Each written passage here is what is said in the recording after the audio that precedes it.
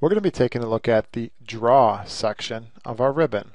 So I'm going to go ahead and click on Draw. Then I'm going to go to the far right side and click the push pin so it stays up. On the far left hand side, this is the one that's going to be default. Select and type. So in other words, I can click and then just begin to type.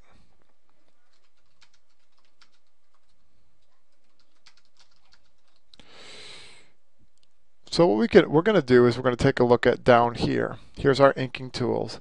I'm going to select black, then I'm going to grab my stylus from my computer and just quickly write a fact family.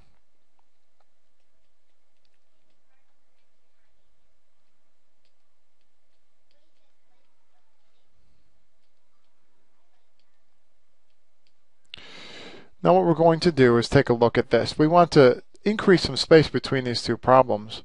So very easily we're just going to click Insert Space. I'm going to drag my mouse down. You see the blue line. When it gets to the spot I want, I'm going to click and then drag down. And what that'll do is increase the space between the problems or sentences, whatever else you may be writing on your board. Again, insert my space, drag the blue line down, click, and drag. Now that's going to increase the space between. Then from here I can simply click my red and say, connect some like terms here so we can start to understand what we're talking about. If I click my planning hand, all that's going to allow me to do is drag up and down very quickly to move my piece of paper around. Eraser is pretty self-explanatory. It will allow you to create, you want to do every stroke of the pen, it'll erase, or you can have large, medium, small erasers.